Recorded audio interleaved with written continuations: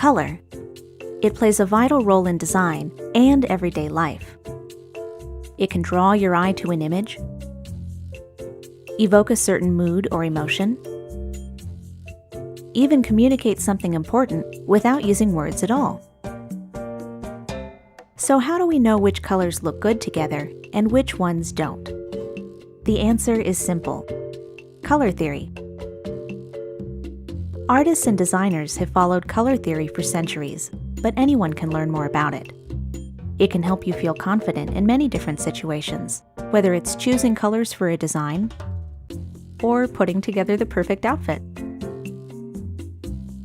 All it takes is a little insight, and you'll be looking at color in a whole new way.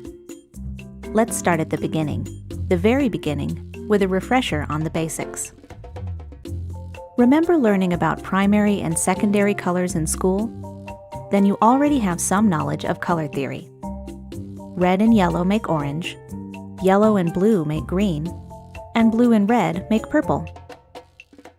If we mix these colors together, we get even more in-between shades, like red-orange and yellow-green. All together, they form what's called a color wheel. You can probably see where it gets its name. Now, let's take it one step further with hue, saturation, and value. These are terms you might never see in daily life, but they're the key to understanding more nuanced colors, like all those little paint chips at the home improvement store. Hue is the easiest one. It's basically just another word for color. Saturation refers to intensity.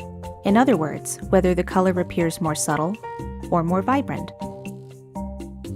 Value has to do with how dark or light the color is, ranging from black to white. As you can see, this gives us many different shades, from a deep reddish brown to light pastel pink.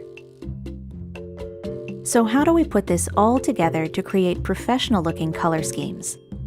There are actually tried and true formulas based on something called color harmony that can help. All you need is the color wheel. The easiest formula for harmony is monochromatic because it only uses one color or hue. Just pick a spot on the color wheel and use your knowledge of saturation and value to create variations. The best thing about monochromatic color schemes is that they're guaranteed to match. An analogous color scheme uses colors that are next to each other on the wheel, like reds and oranges, or cooler colors like blues and greens. Don't be afraid to play with the palette and create your own unique interpretation. That's what these formulas really are, merely starting points to help guide and inspire you. Complementary colors are opposite each other on the wheel, for instance, blue and orange, or the classic red and green. To avoid complementary color schemes that are too simplistic, add some variety by introducing lighter, darker, or desaturated tones. A split complementary color scheme uses the colors on either side of the complement.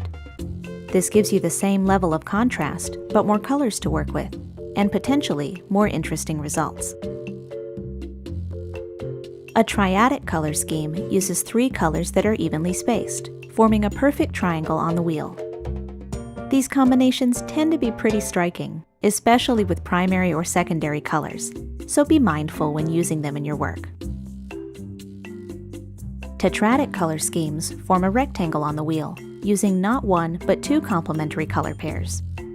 This formula works best if you let one color dominate while the others serve as an accent. There are a few classic do's and don'ts when it comes to color. For instance, have you ever seen colors that seem to vibrate when they're placed next to each other? The solution is to tone it down, literally, and there's a simple way to do it. Start with one color and try adjusting its lightness, darkness, or saturation. Sometimes a little contrast is all your color palette needs. Readability is an important factor in any design. Your colors should be legible, engaging, and easy on the eyes. Sometimes that means not using color, at least not in every little detail. Neutral colors like black, white, and gray can help you balance your design, so when you do use color, it really stands out. Every color sends a message. It's important to consider the tone of your project and choose a color palette that fits. For example, bright colors tend to have a fun or modern vibe. Desaturated colors often appear more businesslike. Sometimes it just depends on the context. You'd be surprised how flexible color can be. You can find ideas for color schemes in all kinds of interesting places, from advertising and branding to famous works of art. You can even use a web resource to browse color palettes or generate your own. Even experienced designers take inspiration from the world around them. There's nothing wrong with finding something you like and making it your own. Everywhere you look, there's color, color, and more color. It can be intimidating to use it in your work, but it doesn't have to be. Just keep experimenting and remember what you've learned about color theory. Soon, choosing great-looking colors will feel like second nature. We hope you enjoyed learning the basics of color. Check out the rest of our design topics, including typography, images, and composition.